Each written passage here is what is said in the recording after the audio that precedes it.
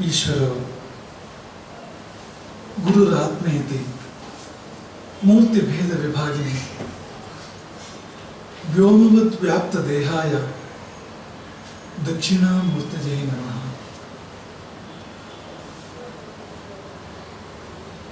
ಶ್ರೋತ್ರಾದೀನಿ ಇಂದ್ರಿಯಾಣಿ ಅನ್ಯೇ ಸಂಯಮಾಗ್ನಿಷು ಜುಹ್ವತಿ.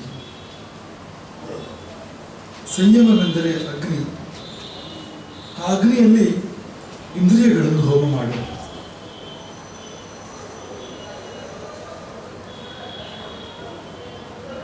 ಸಂಯಮವೆಂದರೆ ಅಗ್ನಿ, ಅದು ಉಪಮೆ ಆಯಿತು. ಹಾಗಾದ್ರೆ ಏನು ಸಂಯಮ ಅಂದ್ರೆ ಏನು?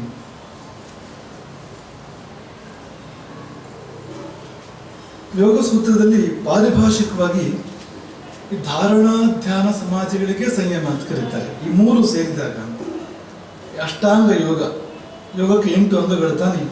ಯಮ, ನಿಯಮ, ಆಸನ, ಪ್ರಾಣಾಯಾಮ, ಪ್ರತ್ಯಾಹಾರ, ಧಾರಣ, ಧ್ಯಾನ, ಸಮಾಧಿ, 8 ಅಂಗಗಳು ಯೋಗದಲ್ಲಿ. 8 ಅಂಗದಲ್ಲಿ 3 ಅಂಗಗಳು ಯಾವುದು? ಧಾರಣ, ಧ್ಯಾನ, ಸಮಾಧಿ ಎಂಬ 3 ಅಂಗಗಳು ಸೇರಿದರೆ ಆ ಗುಚ್ಛಕ್ಕೆ, ಆ ಗೊಂಚಲಿಗೆ ಸಂಯಮ ಎನ್ನುವುದು ಪಾರಿಭಾಷಿಕವಾದ ಹೆಸರು ಯೋಗ ಸೂತ್ರಗಳಲ್ಲಿ. ಹಾಗಾದ್ರೆ ಏನಪ್ಪಾ ಅಂದ್ರೆ, ಧಾರಣ ಅಂದ್ರೆ ಒಂದು ವಿಷಯವನ್ನು ಮನಸ್ಸಲ್ಲಿ ಧಾರಣ ಮಾಡುವಂಥದ್ದು, ಒಂದು ವಿಷಯವನ್ನು ನಮ್ಮೊಳಗೆ ತುಂಬಿಕೊಳ್ಳುವಂಥದ್ದು. ಈಗ ರಾಮನ ಮೂರ್ತಿ ಅಂದ್ರೆ ಅದನ್ನು ಧಾರಣೆ ಮಾಡೋದು ನಮ್ಮೊಳಗೆ.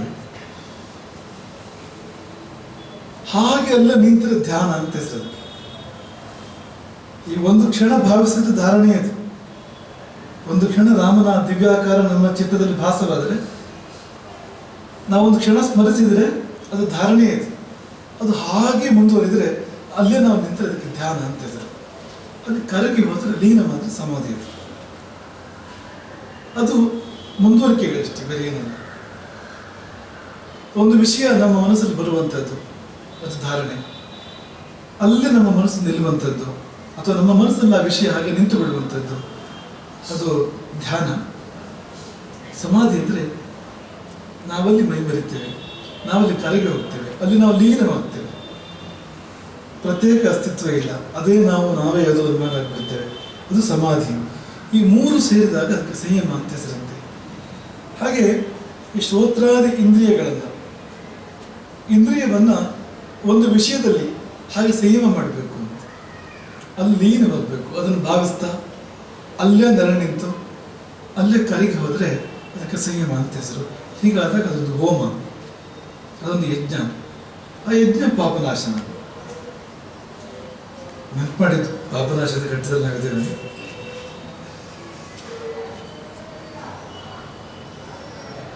ನಿನ್ನೆ ದಶವಿಧ ನಾದಗಳ ಕುರಿತು ಅದ್ಭುತವಾಗಿರುವಂಥ ಯೋಗದ ಒಂದು ಗತಿಯನ್ನು ಚಿಂತನೆ ಮಾಡಿದರು. ಹೇಗೆ ಶ್ರೋತ್ರೇಂದ್ರಿಯವನ್ನು ಸಂಯಮ ಮಾಡಿದರೆ, ಅಂದರೆ ಕಿವಿಗೆ ಹೊರ ಜಗತ್ತಿನ ಸಂಪರ್ಕವನ್ನು ನಿಲ್ಲಿಸಿದರೆ ಆಗ ಅದು ಒಳಮುಖ ಆಗುತ್ತೆ. ಒಳಗೆ ಅನೇಕ ಬಗೆಯ ನಾದಗಳಿದೆ, ಅದನ್ನು ಕೇಳೋಕೆ ಶುರು ಮಾಡುತ್ತೆ. 10 ಬಗೆಯ ನಾದಗಳು, ಚಿಣಿತಿ, ಚಿಂಚಿಣಿತಿ ಹಾಗೆ ಶುರುವಾಗಿ ಮೇಘನಾದದವರೆಗೆ 10 ಬಗೆಯ ಬೇರೆ ಬೇರೆ ನಾದಗಳನ್ನು ಮನಸ್ಸು ಕೇಳುತ್ತೆ. ಕೊನೆಗೆ ಆ ನಾದ ಹಂತದಲ್ಲಿ ಜ್ಯೋತಿಯಲ್ಲಿ ಲೀನವಾಗಿ ಹೋಗುತ್ತೆ. ಅದೇ ಸಮಾಧಿ. ಈ ಸಮಾಧಿಯನ್ನ ನಾದಾನುಸಂಧಾನ ಸಮಾಧಿ ಅಂತ ಕರೀತಾರೆ. ಶಂಕರರು ಇದನ್ನು ಬಹಳವಾಗಿ ಕೊಂಡಾಡ್ತಾರೆ. ಸದಾಶಿವೋಕ್ತಾನೆ ಸಪಾದ ಲಕ್ಷ ಲಯಾವಧಾನಾನಿ ವಸಂತಿ ಲೋಕೆ. ಲಯಕರ್ತ ಶಿವ 1.25 ಲಕ್ಷ ಬಗೆಯ ಲಯಗಳನ್ನು ಹೇಳಿದನಂತೆ. ಅಂದ್ರೆ ಮನಸ್ಸು ಲೀನವಾಗುವ ಉಪಾಯಗಳು 1.25 ಲಕ್ಷ ಹೇಳಿದಂತೆ ಶಿವ ಲಯಕರ್ತ. ಸದಾಶಿವೋಕ್ತಾನೆ ಸಪಾದ ಲಕ್ಷ ಲಯಾವಧಾನಾನಿ ವಸಂತಿ ಲೋಕೆ. ನಾದಾನುಸಂಧಾನ ಸಮಾಧಿ ಏಕಂ ಮನ್ಯಾಮಹೆ ಮಾನ್ಯತಮಂ ಲಯಾನ.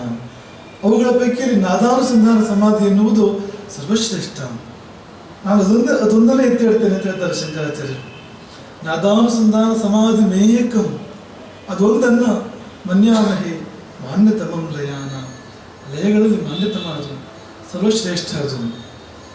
ನಮ್ಮ ಒಳಗಿನ ಸದ್ದನ್ನು ಕೇಳ್ತಾ ಕೇಳ್ತಾ ಕೇಳ್ತಾ ಅದು ಕರ್ಕೊಂಡು ಹೋದಾಗೆ ಹೋಗ್ತಾ ಹೋಗ್ತಾ ಕೊನೆಗೆ ಆ ನಾದವು ಜ್ಯೋತಿಯಲ್ಲಿ ವಿಲೀನವಾಗುವಂಥ ಅದ್ಭುತವಾಗಿರುವಂಥ ಪ್ರಕ್ರಿಯೆ. ಅದನ್ನ ನೀಲಕಂಠ ಯೋಗಿ ಉದಾಹರಣೆ ಕೊಟ್ಟು ಹೇಳಿದ್ರು, ನಹಿ ತತ್ರ ಸನ್ನಿಹಿತೆ ಚೇತಸಿ ಶಬ್ದಾಂತರ ಗ್ರಹಣಂ ತದಾ ಭವತಿ.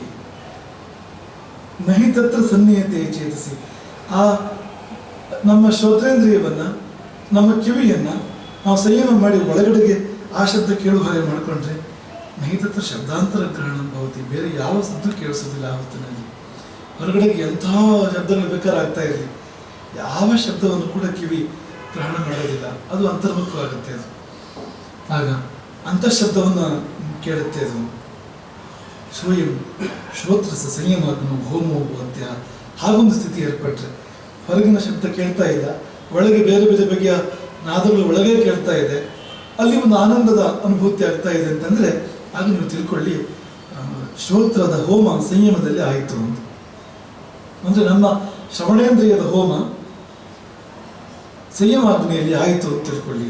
ತದ್ವಾರಾಚ ನಿಷ್ಕರಂ ತತ್ವಂ ಪ್ರತಿಪದ್ಯಂತೆ, ಅದರ ಮೂಲಕವಾಗಿ ನಿಷ್ಕರವಾದ ಪರತತ್ವವನ್ನು ತಲುಪೋದಕ್ಕೆ ಸಾಧ್ಯ ಇದೆ. ಅದು ದ್ವಾರವಾಗುತ್ತೆ, ಒಳಗೆ ಕೇಳುವ ನಾದಗಳು ದ್ವಾರವಾಗ್ತವೆ. ಆ ನಾದಗಳ ಮೂಲಕವಾಗಿ ನಿಷ್ಕಲವಾಗಿರ್ತಕ್ಕಂಥ ನಿರ್ವಿಕಾರವಾದ ನಿರಂಜನವಾದ ಪರತತ್ವವನ್ನು ಪಡ್ಕೊಳ್ಳೋಕೆ ಸಾಧ್ಯ ಇದೆ. ಯಾವ ಮನ್ಯತ್ರಾಪಿ, ಹೀಗೆ ಎಲ್ಲ ಇಂದ್ರಿಯಗಳಿಗೂ ಕೂಡ.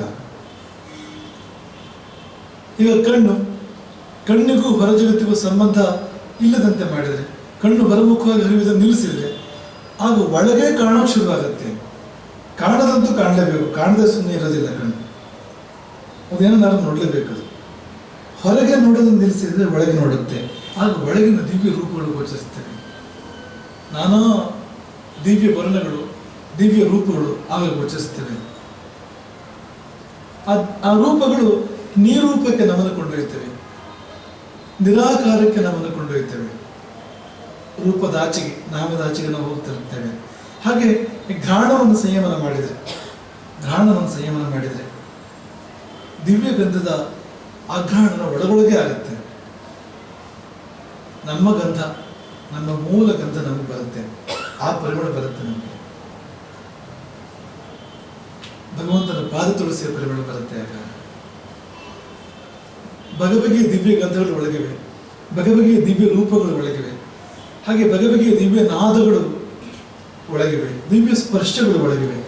ಹೊರಗಿನ ಸ್ಪರ್ಶ ಯಾವುದೂ ಆಗದೆ ಇದ್ದಾಗ, ಅಂದ್ರೆ ಸ್ಪರ್ಶೇಂದ್ರಿಯವನ್ನೇ ಉಪಸಂಹಾರ ಮಾಡಿದಾಗ ಅತ್ಯಂತ ಹಿತವಾದ ಸ್ಪರ್ಶಗಳು ನಮ್ಮೊಳಗೆ ಆಗ್ತವೆ. ಹಾಗೆ ನಾಲಿಗೆ ಕೂಡ ಆ ಬಹಿರ್ಮುಖವಾಗಿರುವ ಪ್ರವಾಹವನ್ನು, ಆ ಹರಿವನ್ನು ನಿಲ್ಲಿಸಿದ್ರೆ ಒಳಗೆ ಅಮೃತ ರಸವನ್ನು ಆಸ್ವಾದನೆ ಮಾಡ್ತಾನೆ ಅವನು. ಇಲ್ಲ ಅಂತ ಆಗೋದಿಲ್ಲ, ಅದರ ಬದಲಿಗೆ ನಿಜವಾದ ಸಿಗುತ್ತೆ. ಇದೆಲ್ಲ ನಕಲಿ, ಹೊರಗಿರುವಂಥದ್ದೆಲ್ಲ ನಕಲಿ. ಇದು ನಿಜವಾದ್ದಲ್ಲ, ಅಥವಾ ಇದು ಶ್ರೇಷ್ಠವಾದ್ದಲ್ಲ.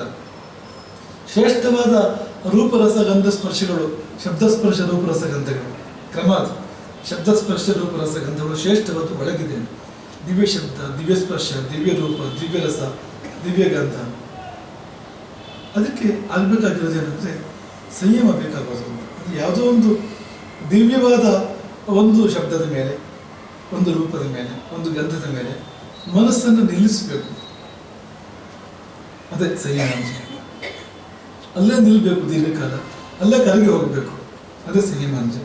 ಅಷ್ಟು ಮಾಡಿದಾಗ ನಿನಗೆ ನಿಜವಾದ ರೂಪ ಅಂದ್ರೆ ಏನು, ನಿಜವಾದ ಗಂಧ ಅಂದ್ರೆ ಏನು, ನಿಜವಾದ ರಸ ಅಂದ್ರೆ ಏನು ಅದನ್ನು ಅನುಭವಿಸ್ತೀಯ. ಆಮೇಲೆ ಸಪ್ಪೆ ಆಗುತ್ತೆ ನನಗೆ. ಅದು ನಿಜವಾಗಿ ಬರುವಂತ ವೈರಾಗ್ಯ. ಅದ್ರ ಜೊತೆಗೆ ಒಂದು ಕಂಪ್ಯಾರಿಸನ್ ಬಂದಾಗ ಇದೇನು ಅಂತ ಅನ್ಸ್ಬಿಡುತ್ತೆ. ಅದು ನಿಜವಾದ್ದು. ಅಂತಃ ಪ್ರಪಂಚ ಒಂದಿದೆ ತುಂಬಾ ಶ್ರೇಷ್ಠವಾಗಿರುವಂಥದ್ದು, ಈ ಬಾಹ್ಯ ಪ್ರಪಂಚಕ್ಕಿಂತ ತುಂಬಾ ಶ್ರೇಷ್ಠವಾಗಿರುವಂಥದ್ದು. ಅಲ್ಲಿ ಇವೆಲ್ಲವೂ ಇದೆ, ಹೊರಗೆ ಕಾಣುವುದೆಲ್ಲವೂ ಇದೆ, ಆದರೆ ನಿರ್ದೋಷವಾಗಿ ಇದೆ, ಸೈಡ್ ಎಫೆಕ್ಟ್ಸ್ ಇಲ್ಲದೆ ಇದೆ. ಈ ಹೊರಗಡೆ ಏನೇ ಇದ್ರೂ ಕೂಡ ಸೈಡ್ ಎಫೆಕ್ಟ್ಸ್ ಇದೆ. ಅದಕ್ಕೆ ರಸ ಅಂತ ಅನ್ಕೊಳ್ಳಿ, ರುಚಿ. ಈ ರುಚಿಗೆ ಸೈಡ್ ಎಫೆಕ್ಟ್ಸ್ ಎಷ್ಟು ಬೇಕು? ಬಾಯಿ ರುಚಿ, ಉಂಡೆ ರುಚಿ, ಹೊಟ್ಟೆ ನೋವು ಸೈಡ್ ಎಫೆಕ್ಟ್. ಯಾವುದಂತ ಉಂಟು ಇದೆ ಅಂತದ್ದು. ರುಚಿಯಿಂದಾಗಿ ಮಿತಿ ಮೀರಿ ತಿಂತೇವೆ ನಾವು, ಅಳತೆ ಮೀರಿ ತಿಂತೇವೆ. ಅದು ನಮಗೆ ಉಪದ್ರವ ಮಾಡುತ್ತೆ, ದೇಹದಲ್ಲಿ ಸಮತೋಲನ ಹಾಳು ಮಾಡುತ್ತೆ. ಇದಿಲ್ಲ. ಏವ ಮನ್ಯತ್ರಾಪಿ ಅವನು ಯಾವ ಪುಣ್ಯಾತ್ಮ ನೀಲಕಂಠ ಎನ್ನುವ ಒಬ್ಬ ಯೋಗಿ, ಅವನು ಗೀತೆ ಬರೆದಿರೋ ವ್ಯಾಖ್ಯಾನದಲ್ಲಿ ಇದೆಲ್ಲ ಇದೆ. ಭಾರತ ಭಾವದೀಪ ಅಂತ ಹೆಸರು ಆ ವ್ಯಾಖ್ಯಾನದ ಹೆಸರು. ಅದರಲ್ಲಿ ಇದೆಲ್ಲ ಅವನು ವಿವರಿಸ್ತಾ ಹೋಗ್ತಾನೆ. ಇದೆಲ್ಲ ಮುಟ್ಟೇ ಇಲ್ಲ, ಇದಕ್ಕೆ ಕೊನೆಗೆ ಪ್ರಕಟವಾಗಲೂ ಇಲ್ಲ, ಹೆಚ್ಚು ಚಾಲ್ತಿಗೆ ಬರಲೂ ಇಲ್ಲ. ಯಾಕೆಂದ್ರೆ ನಿಜವಾದಕ್ಕೆ ಅದು ಹಾಗೆ ಅದು ಅಂತ ಅಂದ್ರೆ ನಿಜವಾದಕ್ಕೆ ಬೇಡಿಕೆ ಕಡಿಮೆ. ಯಾಕೆ ಅಂದ್ರೆ ನಿಜವಾದವರು ಮಾತ್ರ ಬೇಡಿಕೆ ಇಡಬೇಕಾಗತ್ತೆ ಅಂತ. ಆ ನಿಜವಾದವರು ಕಡಿಮೆ ಆಗಿರೋದ್ರಿಂದ ನಿಜವಾದಕ್ಕೆ ಬೇಡಿಕೆ ಕಡಿಮೆ ಆಗುತ್ತೆ. ಸಂಯಮದ ಒಂದು ದಿವ್ಯ ಪ್ರಪಂಚ ಅದು. ಅಂದ್ರೆ ನೀಲಕಂಠ ಒಂದು ಎಚ್ಚರಿಕೆಯನ್ನು ಕೊಡ್ತಾನೆ. ಎಚ್ಚರಿಕೆ ಏನಂದ್ರೆ ಅಲ್ಲಲ್ಲೇ ನಿಲ್ಲಬಾರದು ಎನ್ನುವ ಎಚ್ಚರಿಕೆ. ಎರಡು ವರ್ಗಗಳನ್ನು ಹೇಳ್ತಾನೆ ಯೋಗಶಾಸ್ತ್ರ. ಎರಡು ವರ್ಗಗಳನ್ನು ಹೇಳುತ್ತೆ, ಇಂದ್ರಿಯ ಚಿಂತಕರು ಮತ್ತು ಪ್ರಕೃತಿ ಲಯರು. ಇಂದ್ರಿಯ ಚಿಂತಕರು, ಪ್ರಕೃತಿ ಲಯರು. ಈ ಶಬ್ದಗಳನ್ನ ನೆನಪಿಟ್ಕೊಳ್ಳಿ, ಯಾಕೆಂದ್ರೆ ಅದಾಗಬಾರ್ದು. ನಾವು ಇವರಲ್ಲಿ ಕ್ವಾಲಿಟೀಸ್ ತುಂಬ ಇದೆ. ಅಂದ್ರೆ ಯೋಗಿಯಲ್ಲಿರುವಂಥ ಎಲ್ಲ ಕ್ವಾಲಿಟೀಸ್ ಇದೆ ಇವರಲ್ಲಿ, ಆದರೆ ಇವರು ಗುರಿ ಮುಟ್ಟೋದಿಲ್ಲ. ನೋಡಿ ಆ ಪಂಕ್ತಿಯನ್ನು ಗಮನಿಸಿ. ತಥಾ ಅನ್ಯೇ, ಇನ್ನು ಕೆಲವರು ಅಂತ ಶುರು ಮಾಡ್ತಾನೆ. ಆ ಇಂದ್ರಿಯ ಚಿಂತಕರ ಬಗ್ಗೆ ಹೇಳ್ಬೇಕಾದ್ರೆ ನೀಲಕಂಠ ಇನ್ನು ಕೆಲವರು ಅಂತ. ಆ ಇನ್ನು ಕೆಲವರು ಶುರುವಾದರೆ ಅದೇನೋ ಸಮಾಧಾನ ಇಲ್ಲ ಅಂತ ಅರ್ಥ ಅದಕ್ಕೆ ಅಂತ. ಸಂಸ್ಕೃತದ ವೈಶಿಷ್ಟ್ಯ ಅದು ಅಂತ. ಗ್ರಂಥಗಳಲ್ಲಿ ಕೆಲವರು, ಇನ್ನು ಕೆಲವರು, ಉಳಿದವರು ಅಂತ ಇದರ ಶುರು ಮಾಡ್ತಾರೆ ವಾಕ್ಯವನ್ನು. ಹಾಗೆ ಶುರು ಮಾಡಿದರೆ ಗ್ರಂಥಕರ್ತನಿಗೆ ಅದ್ರ ಬಗ್ಗೆ ಅಭಿಪ್ರಾಯ ಇಲ್ಲ. ಈಗ ನಮ್ಮದೇ ಅಭಿಪ್ರಾಯವಾದರೆ ಇನ್ನು ಕೆಲವರು ಅಂತ ನಾವು ಶುರು ಮಾಡಲ್ಲ. ನೋಡಿ, ನಾವು ನಿರ್ಭಾಗವಾಗಿ ಹೇಳ್ತೀವಿ ಈ ವಿಷಯ ಹೀಗೆ ಅಂತ ಹೇಳ್ತೀವಿ. ಕೆಲವರು ಹೇಳ್ತಾರೆ ಅಂತ ಅರ್ಥ ಏನಂತ ನಾನು ಹೇಳೋದಿಲ್ಲ, ನನ್ನ ಮನಸ್ಸಲ್ಲ ಅದು. ಹಾಗೆ ಆ ವಿಷಯ ಶುರು ಮಾಡ್ತಾನೆ. ಅದು ಅಸ್ವರಸ. ಅಸ್ವರಸ ಅನ್ನೋ ಪದ ಬಳಸ್ತಾರೆ. ಸ್ವರಸ ಇಲ್ಲ ಅಲ್ಲಿ. ಸ್ವ ಅಂದ್ರೆ ತನ್ನ, ರಸ ರುಚಿ ಅದರಲ್ಲಿ ಇಲ್ಲ. ಹಾಗಾಗಿ ಅಸ್ವರಸ, ಅಸ್ವಾರಸ್ಯ ಅನ್ನೋ ಪದದಲ್ಲಿ ಬಳಸ್ತಾರೆ ಅದನ್ನ. ಅವನೇನು ಹೇಳ್ತಾನೆ ಅಂದ್ರೆ ಕೆಲವರು ವಿಷಯಭ್ಯ ಪ್ರತ್ಯಾಹೃತ ಕಾರಣ, ಈ ವಿಷಯಗಳಿಂದ ಇಂದ್ರಿಯಗಳನ್ನು ಹಿಂತೊಳ್ತಾರೆ.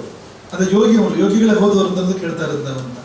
ಬಾಹ್ಯ ವಿಷಯಗಳಿಂದ, ಈ ಬಾಹ್ಯ ಶಬ್ದ, ಬಾಹ್ಯ ಸ್ಪರ್ಶ, ಬಾಹ್ಯ ರೂಪ, ಬಾಹ್ಯ ರಸ, ಬಾಹ್ಯ ಗಂಧ, ಇವುಗಳಿಂದ ಇಂದ್ರಿಯಗಳನ್ನು ಹಿಂದಕ್ಕೆ ತಗೊಳ್ತಾರೆ. ಪ್ರತ್ಯಾಹೃತ ಕಾರಣ, ಪ್ರತ್ಯಾಹಾರ ಇದೆ ಅವರಿಗೆ. ಪ್ರತ್ಯಾಹಾರ ಅನ್ನೋದು ಯೋಗದ 8 ಅಂಗಗಳ ಪೈಕಿ ಒಂದು. ಹಿಂದಕ್ಕೆ ಸೆಳ್ಕೊಳ್ಳೋದು, ಹಿಂದಕ್ಕೆ ತಗೊಳ್ಳೋದು. ಆ ರಿವರ್ಸ್ ಗೇರ್ ಹೆಚ್ಚಿನವ್ರಿಗೆ ಇರೋದೇ ಇಲ್ಲ. ಹೆಚ್ಚಿನವ್ರಿಗೆ ಇರೋದಿಲ್ಲ. ರಿವರ್ಸ್ ಗೇರ್ ಅಂತ ಇದ್ಬಿಟ್ರೆ ಅಂದ್ರೆ ಬಚಾವ್ ಅದೇ ಇಲ್ಲ. ಹೋಗುತ್ತೆ ಹೊರಗಡೆಗೆ, ನಿಲ್ಸೋಕ್ಕಾಗಲಿ ಹಿಂತೊಳೋಕ್ಕಾಗಲಿ ಬರಲ್ಲ. ಇವರಿಗೆ ಅದು ಗೊತ್ತು, ಇಂದ್ರಿಯ ಚಿಂತಕರಿಗೆ ಗೊತ್ತದು. ಹಾಗಾಗಿ ವಿಷಯಭ್ಯ ಪ್ರತ್ಯಾಹೃತ ಕಾರಣ, ಬಾಹ್ಯ ಪ್ರಪಂಚವನ್ನು ನಂಬಿದವರು, ಬಾಹ್ಯ ಪ್ರಪಂಚದ ಲಾಲಸೆ ಅವರಿಗಿಲ್ಲ. ಇಂದ್ರಿಯಗಳನ್ನು ಹಿಂದಕ್ಕೆ ತಗೊಳ್ತಾರೆ. ಕಣ್ಣು, ಕಿವಿ, ಮೂಗು ಆರ್ಡರ್ ಕೊಟ್ಟು ಹಿಂದಕ್ಕೆ ಬಾ, ವಾಪಸ್ ಬಾ ಅಂತ ಬರುತ್ತೆ. ಆದರೆ ಅವರಿಗೆ ಹಿಂದಕ್ಕೆ ಬಂದ ಇಂದ್ರಿಯವನ್ನ ಇಂದ್ರಿಯದ ಹಿಂದಿನ ತತ್ವದಲ್ಲಿ ಲಯ ಮಾಡೋಕ್ಕೆ ಗೊತ್ತಿಲ್ಲ. ಅದಕ್ಕಿಂತ ಹಿಂದಿನ ತತ್ವಕ್ಕೆ ಮರ್ಜ್ ಮಾಡಬೇಕು, ಹಾಗೆ ಮಾಡೋಕ್ಕೆ ಗೊತ್ತಿಲ್ಲ. ಹಾಗಾಗಿ ಮೂಲಾಧಾರದ ಚಕ್ರಗಳ ಪೈಕಿ ಒಂದು ಕಡೆ ನಿಲ್ಲೋಕ್ಕಾಗಲ್ಲ ಅವರಿಗೆ. ಮೂಲಾಧಾರ ಧ್ಯನ್ಯತಮ ಚಕ್ರೆ ಸಂಯಮಂ ಕರ್ತು ಅಶಕ್ತ, ಅಲ್ಲಿ ನಿಲ್ಸೋಕೆ ಅವ್ರಿಗೆ ಆಗ್ತಾ ಇಲ್ಲ.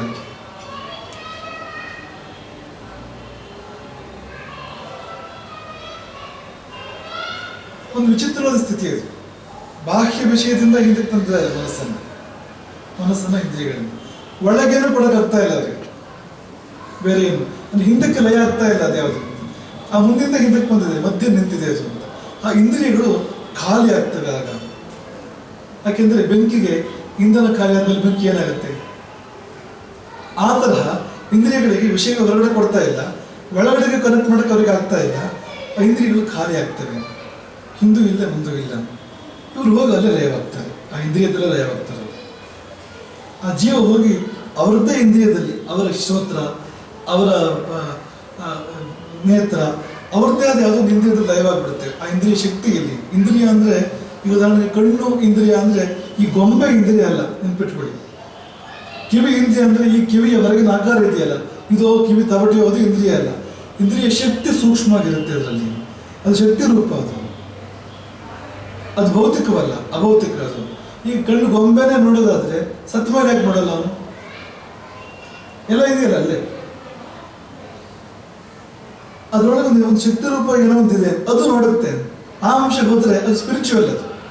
ಅದು ಅದು ಮೆಟೀರಿಯಲ್ ಅಲ್ಲ, ಅದು ಸ್ಪಿರಿಚುವಲ್, ಅದು ಅಭೌತಿಕ, ಅದು ಭೌತಿಕ ಅಲ್ಲ. ಅದು ಹೋದಾಗ ಕಣ್ಣಿಗೆ ನೋಡೋ ಶಕ್ತಿ ಇರೋದಿಲ್ಲ. ಅದು ಬೇರೆ ಇದ್ದಾಗ ನಮಗೆ ಎದುರಿದ್ರೂ ಕಾಣಿಸೋದಿಲ್ಲ, ಅದರ ಗಮನ ಇಲ್ಲದೆ ಇದ್ದಾಗ. ಹಾಗಾಗಿ ಏನಾಗುತ್ತೆ ಅಂದರೆ ಆ ಇಂದ್ರಿಯ ಶಕ್ತಿ ಇದೆಯಲ್ಲ, ಅಲ್ಲಿ ಹೋಗಿ ಅವರು ಮರ್ಜ್ ಆಗ್ತಾರೆ, ಅಲ್ಲಿ ಲೀನವಾಗ್ತಾರೆ. ಅವರು ಆನಂದ ಅನುಭವಿಸ್ತಾ ಇರ್ತಾರೆ. ಅವರೇನು ಸಪ್ಪೆಯಾಗಿರೋದಿಲ್ಲ. ಎಲ್ಲೇ ಒಂದು ಕಡೆಗೆ ನಾವು ಲೀನವಾದರೆ ಆನಂದವನ್ನು ಅನುಭವಿಸ್ತೇವೆ. ಎಲ್ಲೇ ಒಂದು ಕಡೆಗೆ ಯಾವುದೇ ಒಂದು ಸಂಗತಿಯಲ್ಲಿ ನಾವು ಲೀನವಾದರೆ ಆನಂದ ಅನುಭೂತಿ ನಿಶ್ಚಿತ, ಯಾವ ಸಂಶಯವೂ ಇಲ್ಲ. ಹಾಗೆ ಅವರು ಆನಂದ ಅನುಭವಿಸ್ತಾ ಇರ್ತಾರೆ. ವಿಷಯ ವಿಯೋಗಾತ್ ದಗ್ಧೇಂಧನಾಂದ್ರವತ್ತು ಸ್ವಯಂ ವಿಲೀನೇಶು. ವಿಷಯ ವಿಯೋಗಾತ್, ವಿಷಯಗಳು ಎದ್ದೇ ಇರೋದ್ರಿಂದ ದಗ್ಧೇಂಧನ ಅನಲವತ್ತು. ದಗ್ಧೇಂಧನ ಅಂದರೆ ಇಂಧನಗಳು ದಹಿಸಿ ಹೋದ್ಮೇಲೆ, ಕಟ್ಟಿಗೆ ಉರಿದು ಹೋದ್ಮೇಲೆ ಬೆಂಕಿ ಏನಾಗುತ್ತೆ, ಆ ರೀತಿಯಲ್ಲಿ ಖಾಲಿ ಆಗಿರ್ತಕ್ಕಂಥ ಇಂದ್ರಿಯಗಳಲ್ಲಿ ಲೀನವಾಗಿದ್ದಾರೆ. ಅದನ್ನೇ ಸಮಾಧಿ ಅಂತ ಅಂದ್ಕೊಂಡಿದ್ದಾರೆ, ಅದನ್ನೇ ಪರಮ ಸಮಾಧಿ ಅಂತ ಅಂದ್ಕೊಂಡಿದ್ದಾರೆ. ಇವರು ಮೋಕ್ಷವನ್ನು ಹೊಂದೋದಿಲ್ಲ, ಇವರು ವಾಪಸ್ ಬರ್ತಾರೆ. ಎಷ್ಟೋ ಕಾಲ ಕಳೆದ ಮೇಲೆ, ಎಷ್ಟು ಕಾಲ ಕಳೆದ ಮೇಲೆ 10 ಮನ್ವಂತರಗಳ ಅವರ ಅವಧಿ. ಸಾಧಾರಣವಾಗಿ ಇಂದ್ರಿಯಗಳಲ್ಲಿ ಲಯ ಹೊಂದಿದ್ರೆ 10 ಮನ್ವಂತರ, ದಶ ಮನ್ವಂತರಾಣಿ ಅಂದ್ರೆ 10 ಜನ ಮನುಗಳು ಬಂದು ಹೋಗಿರ್ತಾರೆ ಅಂತ. ಒಬ್ಬೊಬ್ಬ ಮನುವಿನ ಆಳ್ವಿಕೆ ಬಹುದೊಡ್ಡದಿದೆ, ಯುಗಗಳ ಆಳ್ವಿಕೆ ಇದೆ ಒಬ್ಬೊಬ್ಬ ಮನುವಿನದ್ದು. ಒಂದು ಯುಗ ಅಲ್ಲ, 4 ಯುಗ ಸೇರಬೇಕು, ಒಂದು ಮಹಾಯುಗ ಆಗುತ್ತೆ. ಅಂಥದ್ದೆಲ್ಲ ಸೇರಿ ಒಂದು ಮನ್ವಂತರ ಆಗುತ್ತೆ. ಅದು ಅಂಥದ್ದು 10 ಮನ್ವಂತರಗಳ ಕಾಲ ಅವ್ರು ಲೀನವಾಗಿ ಹಾಗೆ ನಿದ್ದೆ ಮಾಡ್ತಾ ಇರ್ತಾರೆ. ಅಲ್ಲಿ ಹೈಬರ್ನೆಟ್ ಆಗಿರ್ತಾರೆ ಅಲ್ಲವರು ಅಷ್ಟು ಕಾಲ. ಖುಷಿಲಿರ್ತಾರೆ, ಖುಷಿಯನ್ನು ಇಲ್ಲ ಅಂತಿಲ್ಲ, ಆದರೆ ವಾಪಸ್ ಬರ್ತಾರೆ. ಇಂದ್ರಿಯ ಚಿಂತಕರು ತಾನೇ ತಾನು ಇಂದ್ರಿಯ ಚಿಂತಕಾನ್ ಪ್ರಕೃತಿಯ ಉತ್ತಮ ವಾಯುವೀಯ. ಆ ವಾಯುವೀಯ ಅನ್ನೋ ಗ್ರಂಥವನ್ನು ಉಲ್ಲೇಖ ಮಾಡ್ತಾನೆ ನೀಲಕಂಠ. ಅಲ್ಲಿ ಹೇಳ್ತಾನೆ, ದಶ ಮನ್ವಂತರಾಣಿಯ ತಿಷ್ಠಂತಿ ಇಂದ್ರಿಯ ಚಿಂತಕಾ. ದಶ ಮನ್ವಂತರಾಣಿ, ಅಷ್ಟು ಕಾಲ ಇರ್ತಾರೆ ಅಲ್ಲಿ ಇಂದ್ರಿಯ ಚಿಂತಕರು. ಹೀಗಾಗಬಾರ್ದು ನಾವು. ಇವನು ಅತ್ಲಾಗ ಇಲ್ಲೂ ಇಲ್ಲ, ಇತ್ಲಾಗ ಅಲ್ಲೂ ಇಲ್ಲ, ಅಂದರೆ ಅಲ್ಲೂ ಇಲ್ಲ ಇಲ್ಲೂ ಇಲ್ಲ, ಹಾಳಾಗಿಲ್ಲ ಇವನು. ಆದರೆ ಅದೇ ಪ್ರಯತ್ನದಲ್ಲಿ ಅವನು ಮುಕ್ತಿ ಪಡೆಯಬಹುದಾಗಿತ್ತು, ಪಡೆದಿಲ್ಲ. ಎಲ್ಲೋ ಮಧ್ಯ ನಿಂತ. ಅದಕ್ಕೆ ಅವ್ರು ಎಚ್ಚರಿಸಿದ್ದು, ನೀವು ಅಲ್ಲಿ ನಿಲ್ಬೇಡಿ, ಮುಂದಕ್ಕೆ ಹೋಗಿ ಅಂತ ಎಚ್ಚರಿಸಿದ. ಯಾಕೆ ಅಂದರೆ ಈ ಕಾರಣಕ್ಕೋಸ್ಕರವಾಗಿ. ಹೀಗೆ ಪ್ರಕೃತಿ ಲಯವಂತೂ ಇರ್ತಾರೆ. ಇದೇ ರೀತಿ ಪ್ರಕೃತಿ ಲಯ ಇರುವಂತ ಏನಂದ್ರೆ, ಪ್ರಕೃತಿಯಲ್ಲಿ ಎಲ್ಲ ಒಂದು ಲಯವಾಗಿರ್ತಾರೆ. ಪ್ರಕೃತಿಗೆ ತುಂಬ ಮಜಲುಗಳಿದೆ. ಈಗ ನಮ್ಮ ಕಣ್ಣಿಗೆ ಕಾಣೋದು ಪಂಚಭೂತಗಳು, ಪೃಥ್ವಿ, ಅಪ್, ತೇಜಸ್ಸು, ವಾಯು, ಆಕಾಶ, ಪಂಚಭೂತಗಳು ನಮ್ಮ ಕಣ್ಣಿಗೆ ಕಾಣುವಂಥದ್ದು. ಈ ಪಂಚಭೂತಗಳಿಗೆ ಸೂಕ್ಷ್ಮ ರೂಪ ಬೇರೆ ಇದೆ, ಅದನ್ನು ಪಂಚ ತನ್ಮಾತ್ರಗಳು ಅಂತ ಕರೀತಾರೆ.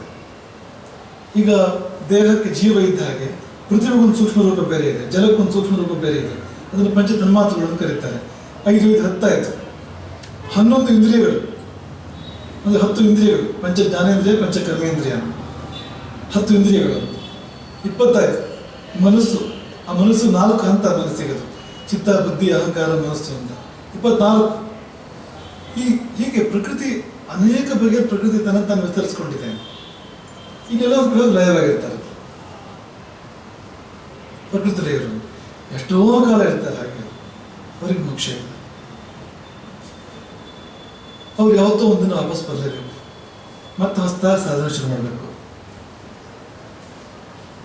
ಮುಗ್ದೋಗ್ತಿತ್ತು ಅವ್ರಿಗೆ. ಆದರೆ ಎಲ್ಲ ಒಂದು ಕಡೆ ಸ್ಟಕ್ ಆದ್ರು.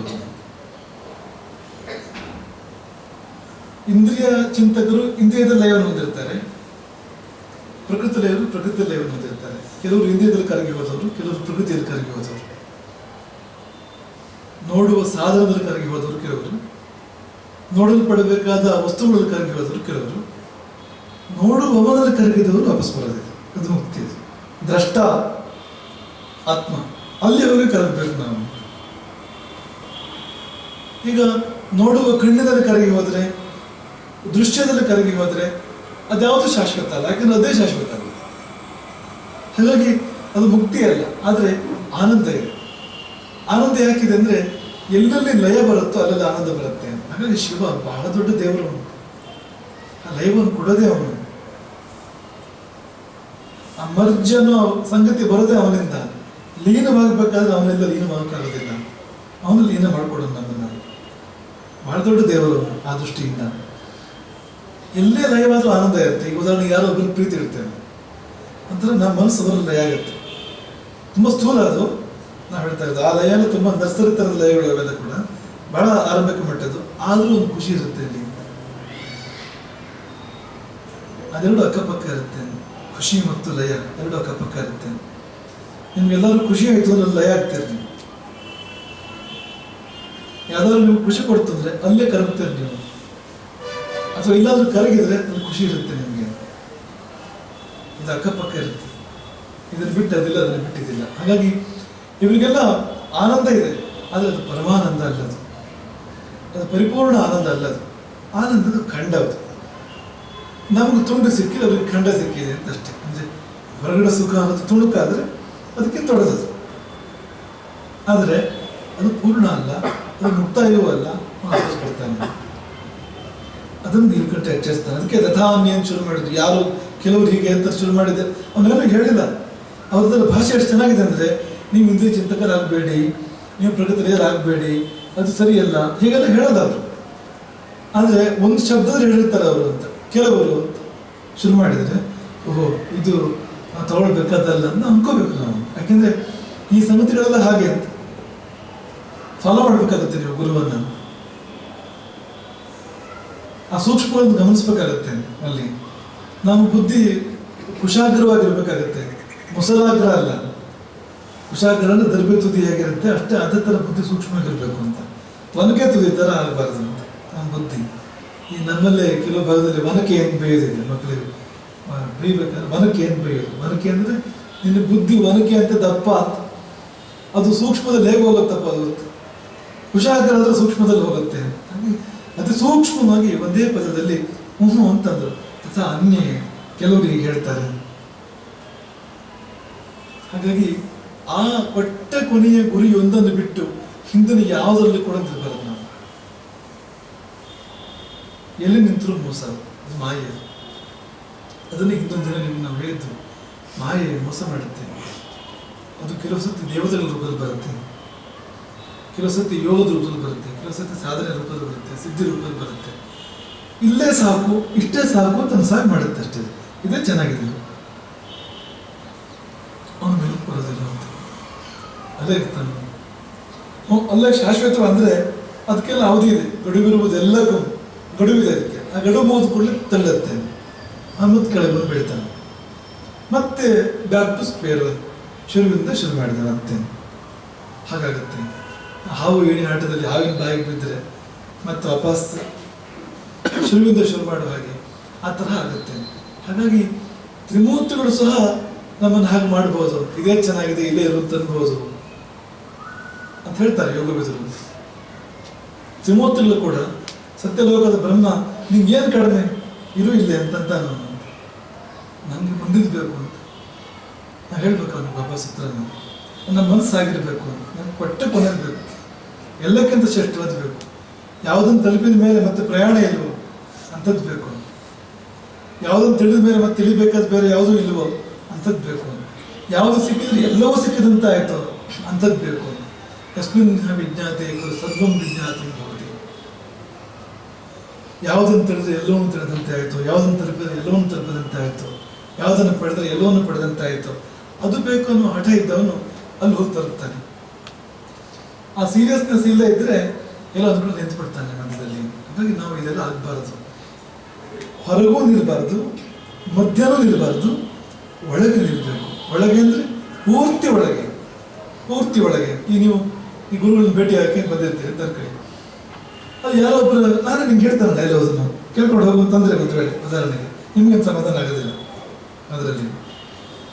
ಇಲ್ಲ ನಾನು ನಿಮ್ಮ ಹತ್ರ ಮಾತಾಡಕ್ಕೆ ಏನಿಲ್ಲ, ನಮ್ಮ ಗುರುಗಳ ಹತ್ರ ಮಾತಾಡಬೇಕು ಅಂತ ಹೇಳ್ತಿರ್ತೀನಿ. ಅದನ್ನೇ ಮಾಡಿ ಅಂತ